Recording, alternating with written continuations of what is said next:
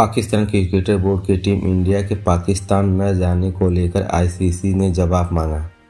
Cricbuzz की report के मुताबिक पीसीबी स्पोर्ट्स ने मंगलवार को बताया कि अगर सुरक्षा मामलों की वजह से भारत पाकिस्तान नहीं आ रहा है तो पिछले दिनों न्यूजीलैंड, इंग्लैंड और ऑस्ट्रेलिया की टीम पाकिस्तान का दौरा किया है। फिर भी इंडिया को क्यों परेशानी हो रही है? पाकिस्तान फरवरी 2025 के चैंपियन ट्रॉफी में मेजबानी करने वाला है, लेकिन टीम इंडिया ने पाकिस्तान जाने से मना कर दिया है। इसके बाद टूर्नामेंट को यूएई और साउथ अफ्रीका कराने की खबरें भी आ रही है। पिछले साल पाकिस्तान को एशिया कप मेजबानी में भी मिली थी। भारत में यहां खेलने को मना कर दिया था, जिसमें बाद टीम इंडिया टूर्नामेंट अपने सभी मैच श्रीलंका में खेले थे। पाकिस्तान जाने से इनकार के बाद एशियन क्रिकेटर काउंसिल एसीसी ने हाइब्रिड मॉडल पर टूर्नामेंट कराया था। पाकिस्तान से अगले साल फरवरी में होने वाले चैंपियन ट्रॉफी में मेजबानी भी छीन सकती है। भारत पाकिस्तान जाकर यह टूर्नामेंट खेलने से इनकार कर चुका है। इंटरनेशनल क्रिकेटर काउंसिल ने इस बात की ऑफिशियल जानकारी पाकिस्तान क्रिकेट बोर्ड पीसीबी को दे दी है। पाकिस्तान इस मामले पर अपनी सरकार से सलाह मांगती है। पाकिस्तान अखबार द डॉन में पीसीबी के एक सूत्र के हवाले कहा कि अगर पाकिस्तान मेजबानी छीनी जाती है तो टूर्नामेंट खेलने से भी इनकार कर सकता है। अगर ऐसा होता है साउथ अफ्रीका यूएई को मेजबानी भी दी जा सकती है। तनावपूर्वक राजनीतिक संबंधों चलते भारतीय टीम 2008 के बाद पाकिस्तान में खेलने नहीं गई है। बोर्ड ऑफ कंट्रोल पर क्रिकेट इंडिया बीसीसी के पाकिस्तान चैंपियन ट्रॉफी खेलने से इनकार कर दिया है। आईसीसी ने इस बात की जानकारी आधिकारिक मेल के पाकिस्तान क्रिकेटर पीसीबी को दे दी है। पीसीबी पहले ही साफ कर चुका है कि वह हाइब्रिड मॉडल चैंपियन ट्रॉफी नहीं कराएगा। हाइब्रिड मॉडल यानी चैंपियन ट्रॉफी भारत के मुकाबले न्यू वैल्यू पर हो और बाकी टूर्नामेंट पाकिस्तान में खेला जाए। पिछले साल सितंबर एशिया कप खेला पाकिस्तान को इसकी मेजबानी मिली थी, लेकिन भारत पाकिस्तान जाने से इनकार कर दिया। इसके बाद एसीसी यह टूर्नामेंट हाइब्रिड मॉडल से कराया। भारत के सभी मुकाबले श्रीलंका में खेले गए, बाकी टूर्नामेंट पाकिस्तान में हुआ। पाकिस्तान भारत से अपना मुकाबला श्रीलंका में खेला। पाकिस्तान की टीम पिछले साल वनडे वर्ल्ड कप खेलने के लिए भारत आई थी। तब इंडिया पाकिस्तान के बीच अहमदाबाद में 14 अक्टूबर को मुकाबला खेला गया था। इस मैच को भारतीय टीम ने 7 विकेट से जीता था।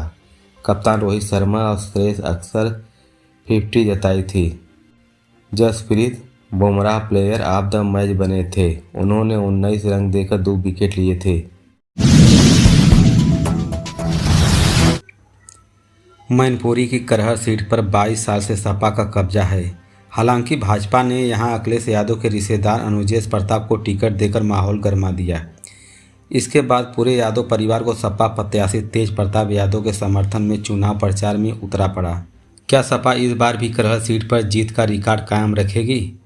सवाल पर तेज प्रताप यादव का कहना है कि यहां नेताजी की सीट है, यहां सपा रिकॉर्ड बनाएगी। यादव वोट को कोई सेंध नहीं लगा पाएगा। उनका इशारा अनुजेश यादव की तरफ था। शिवपाल के चुनाव में गड़बड़ी करने वालों का नाम नोट करने के सवाल पर तेज प्रताप ने कहा, कई घटनाएं हुई, वीडियो आए, चुनाव आयोग ने ऐसा कुछ नहीं किया। लगे सरकार को उनका डर है। 1996 में नेताजी चुनाव लड़ा, तब भी ऐसा हुआ था, लेकिन फ़ायदा तो सपा को ही हुआ। बीजेपी एंटी मुस्लिम है, पहले धर्म पर बांटा, अब जाति पर बांट रही है। उपचुनाव में पब्लिक हमारे साथ है, लोगों का समर्थन मिल रहा है। करहल से सपा और नेताजी का पुराना रिश्ता है। यह उन्होंने पढ़ाई की और पढ़ाया भी। कई पीढ़ी से लोग सपा से जुड़े रहे हैं। बीजेपी को लोग किस तरह से शासन चला रहे हैं, उनको यहाँ लोगों को गुस्सा है।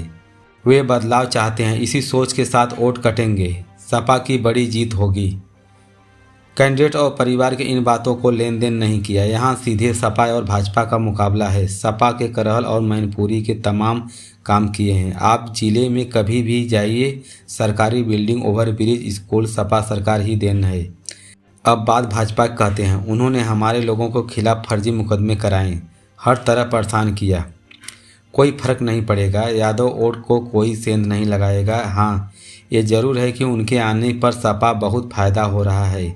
पहले हमें दूसरे समाज का वोट नहीं मिलता था, लेकिन इस बार समर्थन भी मिल रहा है। शिवपाल कह रहे हैं गड़बड़ी हर चुनाव में हो रही है, खुलेआम लोकतंत्र का मजाक बना जाता है। कई वीडियो आए, घटनाएं भी रिकॉर्ड हुई, लेकिन चुनाव आयोग ने ऐसी कार्रवाई नहीं की जिससे सरकार को चुनाव आयोग का है। केशव प्रसाद मौर्य कहते हैं कि लगातार विधायक मिल रहे हैं, लेकिन समर्थक नहीं जुट पा रहे हैं। उनके लिए मैं क्या कहूं? वो डिप्टी सीएम है। बस यूं कहूँगा कि इतने सालों से डिप्टी सीएम बने हैं तो अपने विभागों में कुछ काम कराएं। बॉलीवुड एक्ट्रेस और बीजेपी सांसद कंगना रनौत के खिलाफ मंगलवार को आगरा कोर्ट की सुनवाई हुई। कोर्ट ने उन्हें नोटिस जारी का जवाब मांगा। साथ ही कंगना रनौत को 28 नवंबर को स्वयं हाजिर होने का पक्ष रखने के आदेश दिए। दरअसल इसी साल 2024 को कंगना ने एक इंटरव्यू के दौरान दैनिक भास्कर से कहा था कि किसान आंदोलन के समय रेप मर्डर हुए, बिल वापसी न होती तो प्लानिंग लंबी थी। इसके बाद ने खिलाफ आगरा के बार एसोसिएशन के अध्यक्ष Ramashankar Sharma MP MLA court ने 11 सितंबर को याचिका दाखिल की थी। आरोप लगाया कि कंगना धरने पर बैठने लाखों किसानों के अभद्र टिप्पणी की, उन पर राजद्रोह का केस लगे। एडवोकेट रमाशंकर शर्मा ने कहा कि मैं भी किसान परिवार से हूँ, 30 साल तक खेती किसानी की, किसानों और राष्ट्रपति महात्मा गांधी के प्रति भी सम्मान रखता हूँ। कंगना ने हमारे लाखों किसानों की भावनाएं आहत की है। 31 अगस्त को उन्होंने पुलिस कमिश्नर थाना न्यू आगरा के शिकायत भेजकर कार्रवाई की मांग भी की थी। रमाशंकर शर्मा ने दैनिक भास्कर को बताया कि 27 अगस्त में मैंने समाचार पत्रों को पढ़ा। इसमें लिखा था कि कंगना को कहा था 20 अगस्त 2020 में दिसंबर 2021 तक किसानों काले कानूनों के विरोध में दिल्ली बॉर्डर पर धरने पर बैठे थे। उस दौरान रेप और मर्डर। अगर देश का नेतृत्व मजबूत नहीं होता है तो देश बांग्लादेश जैसे हालात होते हैं। इसका मतलब साफ है, उन्होंने किसानों को हत्यारा, बलात्कारी, आतंकी और उग्रवादी दिया है। 7 नवंबर 2021 को कंगना रनौत ने एक बयान में छपा था कि जिसमें उन्होंने कहा था कि गाल पर चाटा खाने के बाद ही भीख मिलती है, आज़ादी नहीं। 1947 में आज़ादी में हमें मिली महात्मा गांधी की भीख कटोरे से मिली थी। असली आज़ादी तब मिली थी जब 2014 में सत्ता में नरेंद्र मोदी की सरकार आई। इसका मतलब साफ है कि आज़ादी में महात्मा गांधी, सरदार भगत सिंह, चंद्रशेखर जैसे तमाम महापुरुषों को बलिदान दिया, वो बेकार है। इस तरह कंगना ने राष्ट्रपिता का अपमान किया। कंगना ने किसान आंदोलन के दौरान कई बयान दिए। उन्होंने सोशल मीडिया पर आंदोलनकारियों की तुलना खालिस्तानी आतंकियों की थी। उन्होंने लिखा था कि खालिस्तानी आतंकवादी आज सरकार पर दबाव बना रहे हैं, लेकिन हमें एक महिला प्रधानमंत्री इंदिरा गांधी नहीं भूलना चाहिए। इंदिरा गांधी इन्हें अपनी जूती के नीचे कुचल दिया था। यूपी विधानसभा चुनाव की वोटिंग में अब सिर्फ 9 दिन बची हुई हैं। पार्टियों ने पूरी ताकत झोंक रही है। नेताओं ने बयानों में तख्ती भी बढ़ती जा रही है। भाजपा और सपा को पोस्टर वार के तेजी बढ़ रहा है।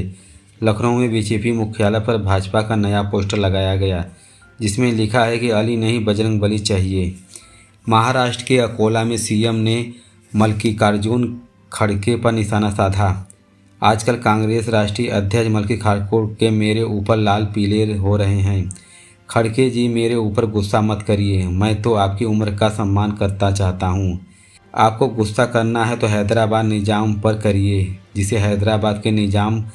हैदराबाद निज़ाम कलाकारों ने आपके गांव को जलाया था, हिंदुओं की निर्भर हत्या की थी, आपकी पूज्य माता को, बहन को, आपके परिवार को, सदस्यों को जलाया। इस सच्चाई को देश के सामने रखिए। जब भी बटेंगे तो इसी प्रकार निर्मल कटेंगे।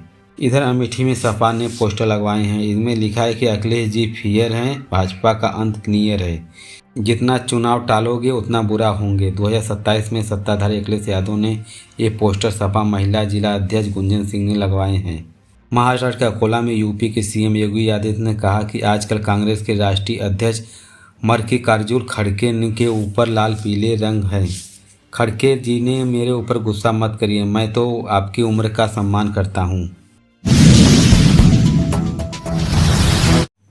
महाराष्ट्र के पूर्व मुख्यमंत्री शिवसेना सुप्रीमो उद्धव ठाकरे ने हेलीकॉप्टर की 24 घंटे की दूसरी बार चेकिंग हुई। उद्धव ठाकरे मंगलवार को हुस्नाबाद के औसा सीट पर प्रचार करने आए थे। इस दौरान चुनाव आयोग ने कर्मचारियों के उनके हेलीकॉप्टर की चेकिंग की। इसके पहले 11 नवंबर को यवतमाल में वनी एयरपोर्ट पर उनके बैग की जांच की गई। चुनाव आयोग की कार्रवाई पर उद्धव ठाकरे नाराज हो गए। उन्होंने मंगलवार को कहा, पिछली बार जब पीएम मोदी हेलीकॉप्टर की तलाशी ली जा रही थी तब ओडिशा में एक अधिकारी ने निलंबित कर दिया गया था। आप मेरे बैग की जांच की, कोई बात नहीं, लेकिन मोदी और शाह बैग की जांच होनी चाहिए।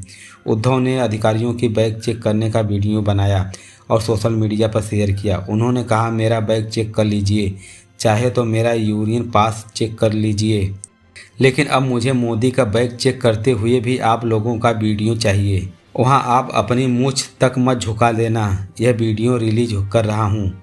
उद्धव ठाकरे के आरोपों का चुनाव आयोग ने 2024 के लोकसभा चुनाव के दौरान सत्ताधारी दल के प्रमुख नेताओं के हेलीकॉप्टर की तलाशी ली गई। 24 अप्रैल 2024 को भाजपा राष्ट्रीय अध्यक्ष जेपी नड्डा को हेलीकॉप्टर की तलाशी बिहार के भागलपुर जिले में, 21 अप्रैल 2024 को गृह मंत्री अमित शाह के हेलीकॉप्टर की तलाशी कटिहार जिले में हुई थी।